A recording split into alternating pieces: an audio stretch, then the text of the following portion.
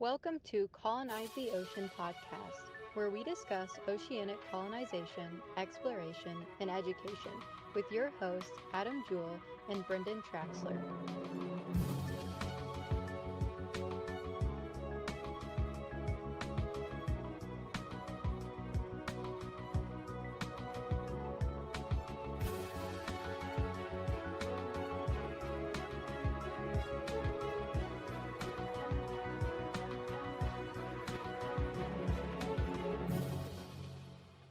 All right, guys, welcome to another episode of Colonize the Ocean podcast and video show. Now that this is our second episode of doing the video format as well. Like always, I am Adam Jewell. I am the social media manager for Atlanta Sea Colony and one of your gingeriest podcast hosts for this show. And with me, as always, is Brendon. He is the owner and founder of Atlanta Sea Colony. Brendon, how are you doing? Doing well. And for those that are watching, you guys are seeing a little third window down there. With us is Chad Elwartowski. He has quite an interesting backstory, and if you guys want to look into it, go ahead, because you'll be able to read about it, all about it. But we want to talk more with Chad about some of the stuff that's going on now and in the future, and just more about Chad himself. So, Chad, thanks for joining us on the Colonize the Ocean podcast / video show. Hey, thanks for having me, Ed. I appreciate you getting not reaching out to me, but responding to me when I reached out to you about it, because you are kind of a big name when it comes to the seasteading community. You know, obviously there you have a interesting history with that, but just in general, like, how did you get into seasteading, and like how did all that kind of pique an interest with you? Well, yeah, you guys mentioned you discuss underwater colonizing as well. Going back, I think it was sixth grade. I was that was for me. That was the Cold War time, and my teacher was telling me about Russia. We're all scared of Russia dropping bombs, and he was saying how every U.S. would drop bombs, Russia would drop bombs, and we'd have nuclear bombs all over the world. The only place safe is like 1,000 meters under the water. So, while everybody else is so like, oh, we're doomed, we're gonna die. I'm like, okay, I guess we need to live 1,000 meters under the water. We need to start figuring out how to live underwater, because it's nothing I could do about it as a kid, but it's like start thinking about life under the water. So that kind of has been my interest for a long time. I always designed like living in spheres down on the bottom of the ocean, Right. and thought that would be really cool. And so when the whole seasteading concept came up, I was like, oh, cool, there's this other group of people thinking similar things. So yeah, back in 2008, I saw Patrick Friedman give a speech on seasteading, and basically the whole concept of being able to float with your boat, float with your house. You kind of vote with your house. You just you don't like community, you just take your house and you float to the next community, because you don't like your government. So I liked that concept for the longest time, and followed everything that they were doing. And I was fortunate enough in 2017 to retire thanks to Bitcoin. And at the time, Blue Frontiers was working on their seastead in French Polynesia. That was the plan. So I actually quit my job and moved to French Polynesia to be part of their big project. And unfortunately, that didn't work out. But this engineer down in Thailand contacted. Well, yeah, we're emailing back and forth about seasteading, and so he basically said, come on down and check it out. So I went down and saw what he was doing. So it's pretty exciting, because he actually had something in the water already. Most people don't know, but he already had done a concrete version of what I eventually lived in. That was his test first. So he proved the concept with that for a floating spar, and then he decided to make one out of steel that was bigger. So that's when I got down there, was when he's already started working on the steel structure. So now was he associated with Ocean Builders? Is that a separate thing? It became Ocean Builders as we kind of sat over time. He was just doing his project. His name's Rudiger Koch. He's a German aeronautical engineer, and this whole thing for him is about going into space. So he's a genius on this whole. Yeah, it's way beyond anything I could explain, but he needs to create a hyperloop, or he wants to create a hyperloop, which has been discussed by many scientists in the field, and it would be just basically a way to launch things into space cheaply and quickly and easily. Of course, he can't build it on land, so I mean, he was in the process. He works with these superconductors, and he's always working on this project. So he was just building this big thing in the water because he figured, okay, I'll do a test of like a 300-meter wide prototype in the water. So he was just building a little watchtower, so he could watch the prototype as it was being built. So as he was working on his space program, I was like, how about I just live in the thing, because you're gonna be gone, and I can just live in it. He's like, oh, that's cool. Kind of helps him out. He didn't want to just leave it out there sitting, nobody in it. So and he kind of contacted me because he's like, I'm building this thing, and you Seasteaders are just talking about stuff. It's like, you should really, see if this is viable for seasteading. So I went down there, and I kind of got excited about it. It's like, yeah, let's do this for seasteading. So with the designs that are out there right now, which are absolutely beautiful, is that his design? How do those come around? Well, we took what we created in Thailand, which was kind of the prototype. We proved the concept, so the genie's out of the bottle. The ocean is ready to be lived on. It's real estate out there. So once we proved it, and that's most of the comments we were getting was, I don't think I can live in a 6-meter wide box, basically, is what it was. So we definitely wanted it to look better. We had our current CEO, Grant Roman. He come out, and he stayed on the Seastead with us, and he was ready to. He's semi-retired as well. Thanks to the Bitcoin as well. So he wanted to get involved with the project, but he always wanted.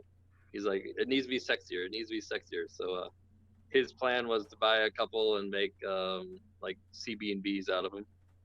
So he said, if I'm gonna rent these out, I want tourists to be able to say, okay, yeah, I want to go live there or stay on there for a week or whatever. So he worked with architect Cohen Otenhuis. I probably said that wrong, but it's this guy from the Netherlands. He's he designs just floating vessels in the Netherlands. There's a boat down in Miami. Well, it's not really a boat. It's a floating house in Miami that sits up on stilts. Yep. You guys probably saw that one. So he designed that one. So he helped us design this new version. Very cool. So we, in the past, talking about seasteading, we've had Carly Jackson on podcast early, one of the first episodes we got her on because we've been talking to her. So we got her side of the whole seasteading thing, but hers is very different from what your thing is. And going back to you're interested in and underwater colonization and living underwater and stuff like that. So what were you watching to get into the? I mean, obviously Patry, but how did you find about him? Oh, I was part of the Ron Paul revolution. Okay, very I was cool. on the Ron Paul forums, and everybody's talking about different ways of being free. So Gotcha. I mean, that's how I found out about Bitcoin. I found out about seasteading. So yeah, that's is interesting that the same year as 2008, 2009, that seasteading and Bitcoin are born. You know, basically the same year that Ron Paul's advocating liberty. So he's definitely sparked something worldwide by running. Very cool. It's kind of funny how one of the common themes when it comes to the seasteaders that we've talked to, and just a lot of the people in general that we talk with when it comes to just underwater colonization or whatever, is one of the key similarities is libertarianism, it seems, and there's a lot of similarities in that, where it's just people kind of wanting to live free, whether it's, you know, seasteading or like what we want to pursue, underwater structures and stuff. It's kind of funny how that's one of the common themes amongst all of us. Yeah, because there's no options. I mean, No. there's also been, I mean, I've been involved with it quite a bit. So there's also the extreme socialist, almost communist side as well. But I'm all for it. It's like, create your communist seastead. We'll create our libertarian seastead, and you know, enjoy it. Nobody needs to to fight over it, and as long as you have a choice, it's all good. Yeah, it's definitely been. I mean, there's a vacuum, I guess, needs to be filled. Yeah. Right. And I think with the polarization of politics, especially in America, if not everywhere, it's becoming, you know, people are looking for something. So I think that's definitely helping. Everybody's here at the right time at the wrong time, I guess. But you know, Right. so that's very cool. Yeah, I keep wishing I was still out on that seastead, you know, away from all this madness. But unfortunately, Yeah. Didn't work out. How's Panama? Oh, I love it. I mean, it's I'm living on the water right now. Yeah, we're under total lockdown, but for me, it's not that bad. I'm always at home anyway, and Nadia's always cooking her great meals, so it's not too bad for me. And we're still working. We're putting up the building. We're building a factory, which actually I started thinking recently about the underwater stuff, and I definitely need to contact anybody that wants to start building underwater, because we're building a factory. We've got a 3D printer. It's the largest, I guess we can say it's the largest in Latin America. It's a 20-foot by 16-foot, 8-foot tall. So we'll be able to build molds and use that to build our fiberglass structures around it. Yeah, as soon as I saw that you guys had that 3D printer, I started drooling. That's like, Yeah. I could build some cool underwater habitats with that sucker. And yeah, Right. so definitely, it's something that, you know, let you guys do your little thing. But I definitely, you know, I was even telling Adam, I said I wasn't going to mention this, but I said, man, I got vacation. I'm going to go down to Panama and just hang out for a little bit, you know. Yeah. But yeah, no, Definitely. it's very cool. For all of these seasteads, I've always wanted to do like maybe a half dome or something on the bottom of the water under the seastead. So everybody's like, you know, hanging out at their seastead. They do scuba diving down to the bottom and have like a bar at the bottom. That's cool. Nightclub. Very cool. You could jam out and, you know, crank up the music. It's not going to bother anybody. Right. Yeah, definitely. Yeah, we'll need to talk or something like that, because I definitely want to check that out at some point in time. So that's cool. Right. It seems like underwater solves a lot of the political difficulties that we're running into, because especially if you're mobile. Yeah. I did as I was researching all the laws, which, you know, Thailand claims I didn't know any laws, but I was researching all the UNCLOS laws of the sea. One of them said that if you're in a submarine and you're within the territorial waters, you have to be not submerged, opposite of submerged, but on the water, you have to be up over the water. So, because that was going to be one of our options for getting to the seastead, because once we got out there and we were living, we're like, how the heck do we park our boat? Because right, yeah, we have a great concept for architecture of a house to sit in the open ocean, but your transportation. So I was like, we need to build a submarine and just go out there in the submarine, and then but that's when I read that we would have to be floating on the surface within territorial waters, which probably driving a submarine on the surface is probably not that fun. It's probably very bumpy, and it completely defeats purpose of defeats the having purpose a submarine. then, yeah. Not much of a submarine at that point. Yeah, exactly. So that's kind of. Go ahead. Yep. No, so I was definitely think that's underwater, and I mean, Panama is not like we're not doing true seasteading. I consider seasteading as having some sovereignty or some freedom. We're focused mainly on the engineering, the manufacturing, the process of actually let's build things and sell them, and develop the concept a bit more.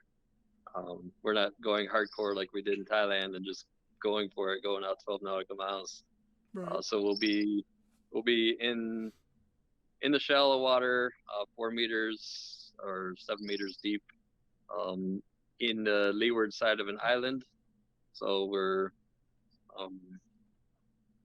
fairly protected as far as the waves go. So we're mainly focusing on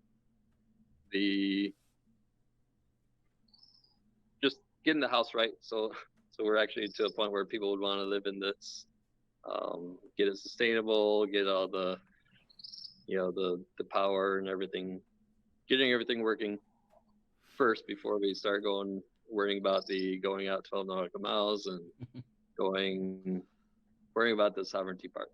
You are on the Atlantic side, right? Right. Yeah. Which is a bit more difficult because Panama is weird because it goes kind of east and west. So we're on the northern tip of Panama, and the further north we go, the more we get closer to the hurricane zones. I initially thought the Atlantic side would be fine because we could just go east and go further and further east. But yeah, Panama is kind of weird. If we were going straight out right here, we'd be going north. So we can't go too far north. And the waves over here are really probably too much for having our spar. It's not like the Andaman Sea where the highest waves are 2 meters a year. Here the highest waves might be 3 or 4 meters. So we'd have to build really much bigger structures, and having lived in it, I wouldn't recommend living where you have 4 meter waves. Yeah. Unless you have something to dampen the waves. That's why I keep thinking about, oh man, we should do something submersible. Yeah. There's also the option, we are considering working with the Panamanian government, and just like they did in French Polynesia, get some sort of a special economic zone or some sort of concession that we can start working on having a small community and all that. Very cool. Very cool. When you were talking about studying all the laws and stuff along those lines, is that the hardest thing that's been as far as this whole thing is the legality of everything? We knew being over 12 nautical miles out would give us more freedom. We wanted to, check the laws to define, okay, how much freedom. And the reality is the project was all about getting Rudiger being able to do his experiment. So, I had no no reason to do anything that was not legal on land myself. I just wanted to test out the concept of living in the ocean. Right. So it wasn't so much we were worried about what could we do.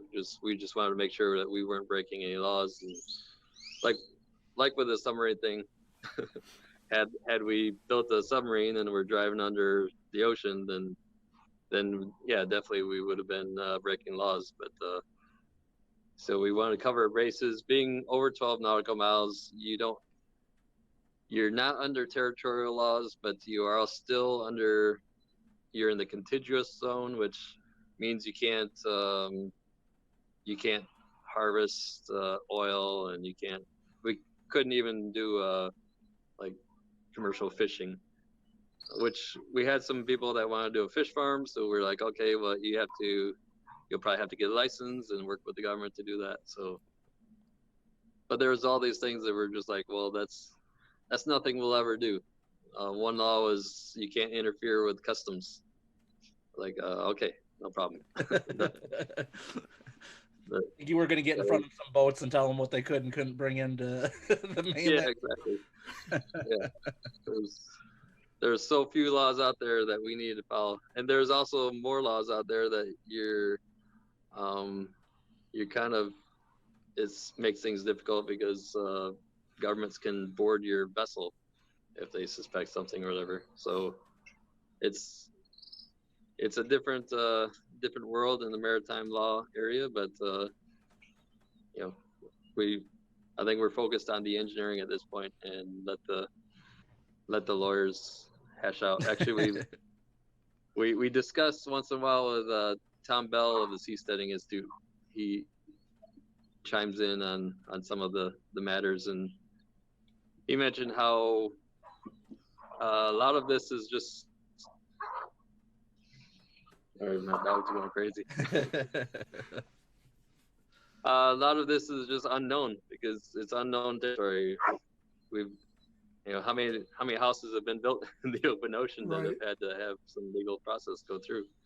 So we would like to actually be able to address all this stuff in court and define some things, but that likely will come. But until at the moment, they have a case open on us, so it comes with a death penalty. So we're not going to be going to court to argue whether or not a house out in the middle of the ocean constitutes anything legal until they aren't trying to basically kill us. Yeah. One of my questions, it kind of segues into this, but being a pioneer in any field comes with tons of unknowns and tons of risks too. So being sort of this pioneer into this new avenue, is there any suggestions or advice or anything you would give to somebody that maybe it's not seasteading, maybe it's space exploration, which has got a whole lot more traction on it, or even underwater colonization? What would you tell somebody? I'd just say incrementally, just do it. Do the smallest viable thing that you can do. Like with underwater, like I wanted to build a dome maybe 3 or 4 meters wide and just go underwater and see how it is and test things out, because there's such a learning process of doing something new. Like I said, I've been doing seasteading or involved for over 10 years, and once we're out there and we're actually doing stuff, there's just all these little things that you don't know about. So do something super small and just do it. Otherwise, I keep seeing these super mega structures that get planned in seasteading, and I'm like, there's no need to even talk about it, because it's, unless you have the one floating platform out there that's 10 feet wide, and you're not even getting started. Yeah, I've said that about underwater. I said, that on multiple occasions. I've said the reason they don't happen is everybody's got these grandiose ideas of these giant things. And it's like, no, you're not laying any foundation here. It's just all talk at that point in time. And yeah, Right. it looks great on paper and it's really pretty, but whatever. And, similar to you, I came up with this idea back in 93, 94 when I was in, whatever grade that was, 10th, 11th, something around there.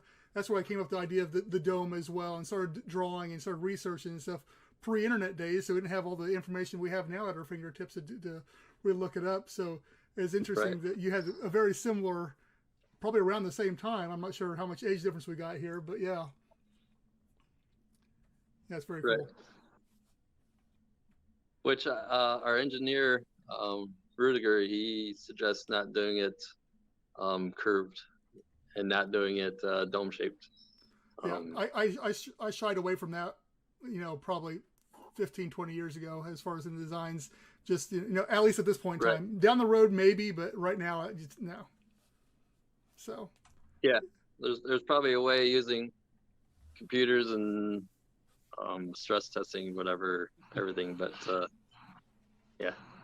But I think it'd be easier reaching the ultimate goal of freedom, especially if you're mobile. You're under the water and you're mobile, and if some country starts, I don't know, they're like, oh no, there's somebody far out under the water that we can't see that's doing living free. We can't have that.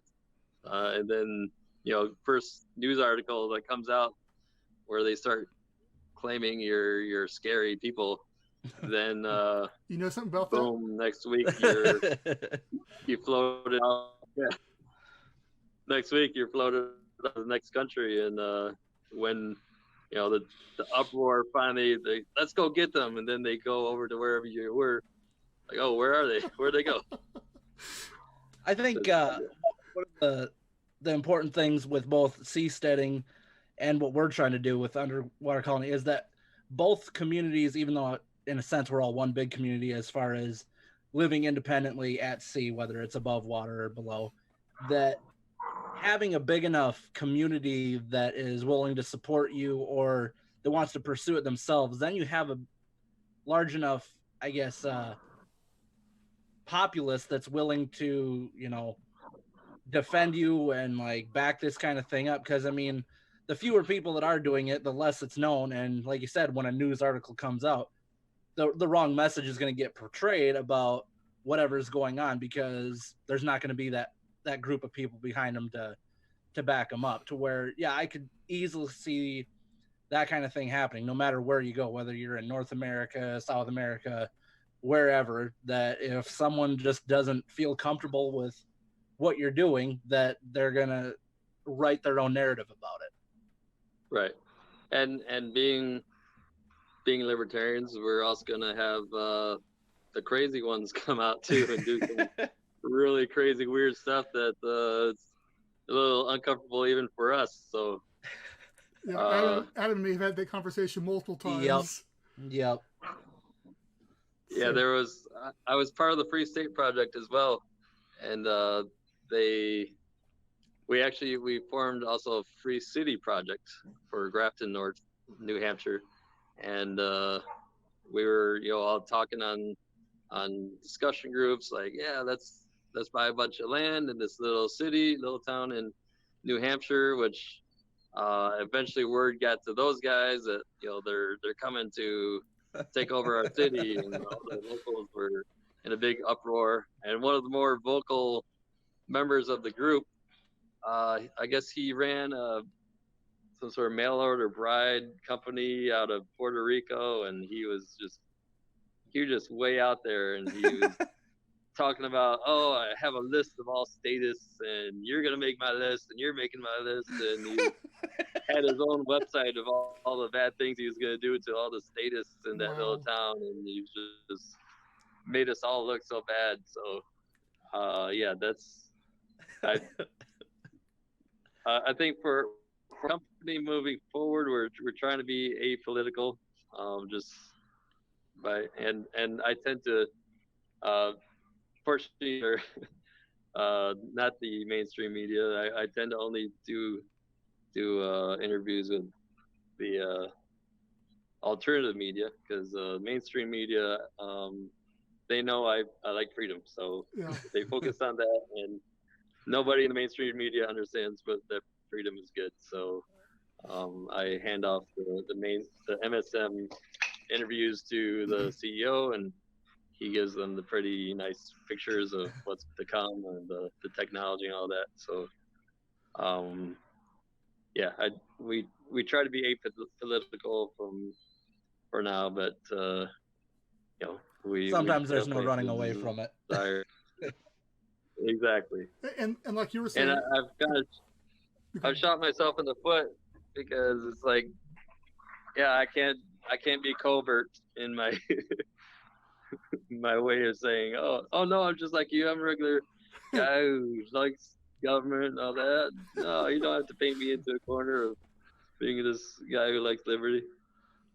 Like, it's too late. I've I've shown my cards. and like you were mentioning with ocean builders, you know, just we're focused on the engineering, and in a similar way, that's kind of our philosophy: is we'll build the habitats. You do with what you want to do with them at that point in time. You can do what Right. You know. We're just wanting to, be a catalyst in ocean colonization. Right. Obviously underwater, but do what we'll sell it to you. You can do what you want to do with it. It's kind of philosophy we're looking at with the whole thing. Obviously, we're still not 100% on that business model, but that's what we're looking at. So similar to it looks like what Ocean Builders is doing. Yeah, we want to stay definitely apolitical. We're building houses. That's all we're doing is building houses. So. Yep. I was also thinking with the underwater habitats, because a lot of the difficulty with that comes from electricity and how do you get the air down there. If you're in cooperation with a seastead that's on top of the water, they're just feeding down the electricity, feeding down the oxygen, all that. You could always detach from. You have like little thing you can detach, and like, okay, it sucks here. I'm gonna go move to the next seastead and be under them. So I could see definitely a coordination between the two types of living. Yeah, the Seasteading Institute, in the seasteading in general, I was completely unfamiliar with until just 2 or 3 years ago. It was actually my dad. He was telling me about Peter Thiel and his involvement and stuff like that. And so that's how I got involved with the whole thing. And it's like, man, I wish I knew about this years ago, but very cool. Right.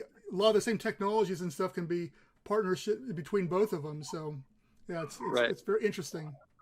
And then if there's like a hurricane coming, it's gonna, or even just really bad seas, like it's gonna destroy the homes, or it's gonna be really tough up on the surface. Like, okay, hey, come on down.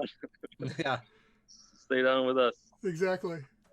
That's been one of the coolest things since I've been a part of this, is just being able to build that relationship with the seasteading community and being able to learn from them and just make ourselves aware to them too, and talking with people like you who are, even through this interview, you're giving us a lot of good things to think about and talk about too. So I mean, that's what's been awesome about all of this.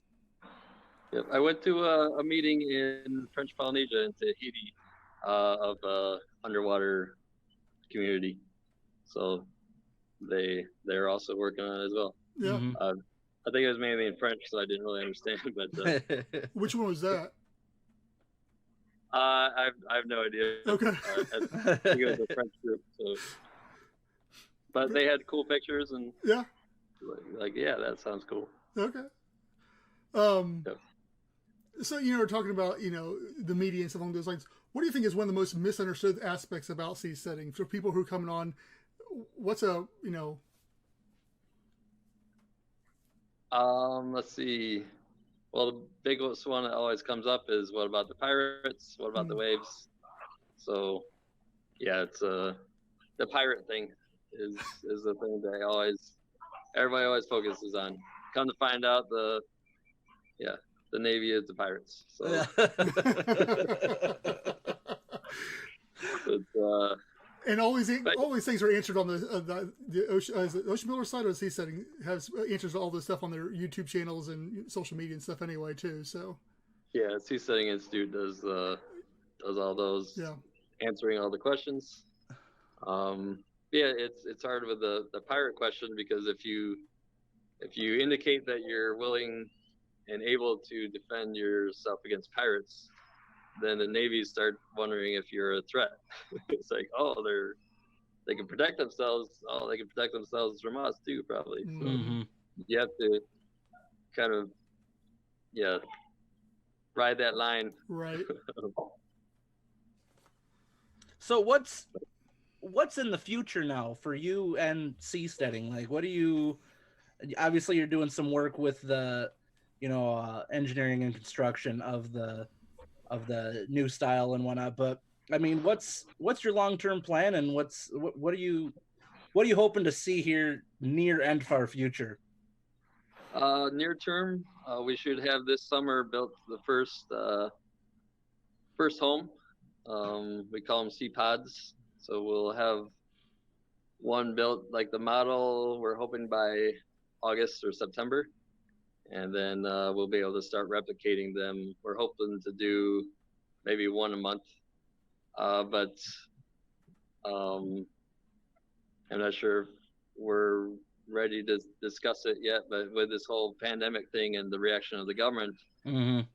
we're wanting to ramp things up quickly, and we are kind of understanding that most likely the cruise ship industry is going to crash hard, and we think that we could leverage that buying a cruise ship cheap, like almost for steel, this Mm-hmm. price of the steel cheap, and get started. I mean, we need to, like I said, it'd be taking like a month or so per home that we're building here.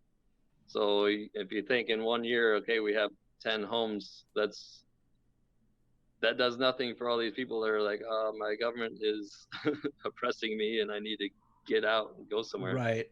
So we're like, okay, let's look into buying a cruise ship and work with Panama to see if they can set us up a sea zone to allow us to do that. So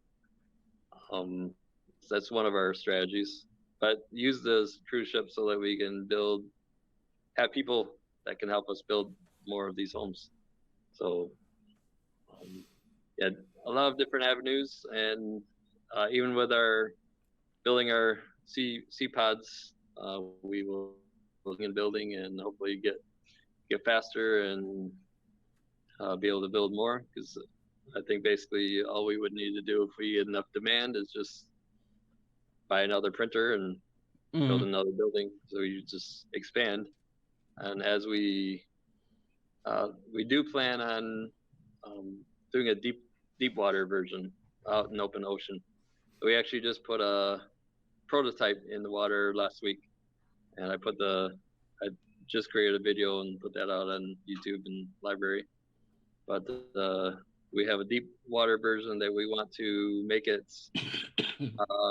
dynamically moored.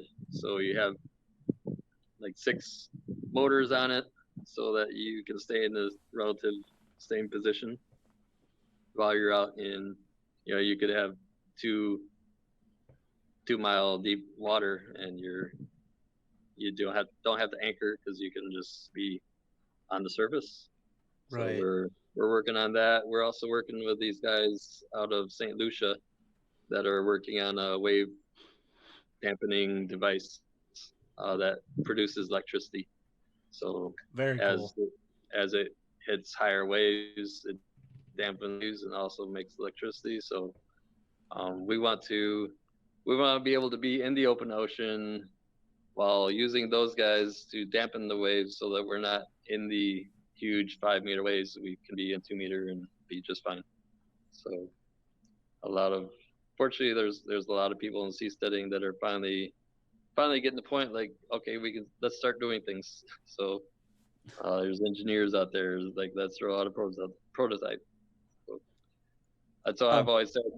I wanted in French Polynesia. I was getting frustrated with all the talk and the politics. I was like, okay, just stick something out there, put a barge or put a floating dock in the middle of the water, and let's all get started, because I know people they're really excited and they want things to happen.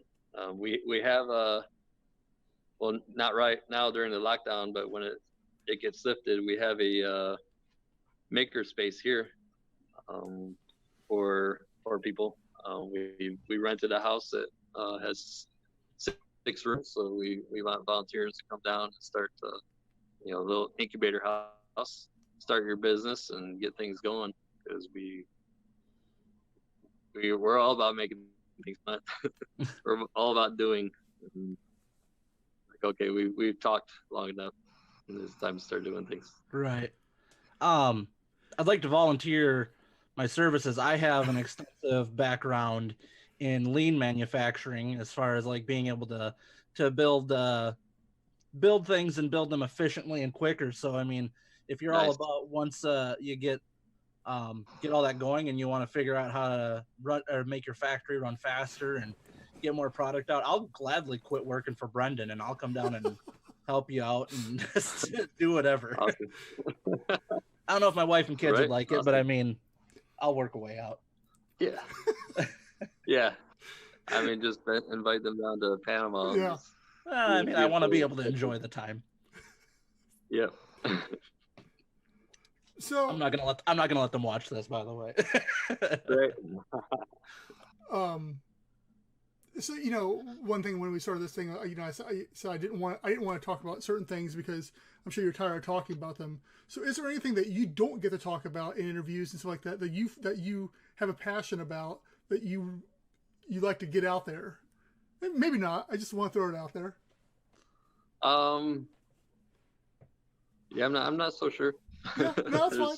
It's a question I ask every once in a while. Nobody doesn't have an answer for it, but I'm just curious if somebody's like, man, nobody ever asked me this question. I want to talk about this, or there's a passion I've got that I think, which I think we've kind of dug into it anyway, just through the conversation as it is. So, but yeah. Yeah, there's one aspect of it. I'm not sure if you guys have come across this part of it yourselves, but we've been working on. You've probably heard of BioRock. We've kind of enhanced the concept, and we call it Coralcrete. So we're actually have an experiment going right now. We did some experiments in Thailand. It's basically running electricity through a metal mesh, which attracts the calcium carbonate in the water, and it builds basically rock. And if you put coral onto it, coral actually, it kind of thrives on calcium carbonate, which and there's processes of chopping the coral into tiny pieces, and then it grows to the exact same size as it was started as. So there's ways to grow coral quickly, and that way that's part of our process for the steel, because our spars are made out of steel. That actually protects the steel from rusting, and also, since we don't have to move, having coral on your home is actually really cool. So we're both building. That's why we're calling it ocean builders, because we feel like we're building the ocean. We're building coral. We're building ecosystems on the water. So plus, when we were out there in Thailand, just the amount of fish that came to our it acts as a fish aggregate. So you get all these fish around your home. So if we can combine having coral and just drawing fish, it's going to make every place that we are just thrive. And I think once people can see this, and we can show that this is basically, we're growing cities of coral out in the ocean. And as you guys probably know, the open ocean is just a vast desert of nothingness. There's no life out there. So if we're building life in the ocean and pulling carbon out of the air. So it's like, you could be super hardcore socialist environmentalist or whatever, and you should still support what we're doing, because I actually maybe don't want solutions to global warming, because it helps your narrative, but we're actually providing a solution that could actually do something something really good for the planet. So their models of the carbon better be right, because we're going to be pulling carbon out of the air. We talked with Carly Jackson about the same thing, and you had to have dealt with it a lot of times when talking about this, but same with us. We get this left and right when it comes to our social media, is that everybody thinks that seasteading, or I shouldn't say everybody, but seasteading, or what we're trying to do, underwater colonization, is going to destroy things. We're going to go out there and destroy the ocean. And so it's good to hear, like, when you come out and say that, and like, obviously you've lived it, you've seen it, where you can actually build the ecosystem in a sense, to where people think we're going to go out there and just throw giant bags of plastic straws in the ocean or something. I know, right? Dumping nuclear waste, that's a bad activity. Yeah, we're not doing BioShock. You don't. Nobody watching this video has to throw down in the comment section BioShock or Waterworld. Which we get that a lot too. Both those. Exactly. So, I guess, Brendon, I don't have anything else. Is there anything major you wanted to ask him? No, I mean, I think this has been a really good. Yeah, this has been great. So but like, as kind of as a parting, tell people how they can keep up with you, how they can keep up with Ocean Builders, just how they can be involved. Just promote whatever you want to promote. The floor is yours. Definitely. Yeah. Just go to oceanbuilders.com. We have on there. You can sign up for our incubator house. We have an affiliate program for people who want to help us sell our homes. We're actually able to. You can reserve your home now.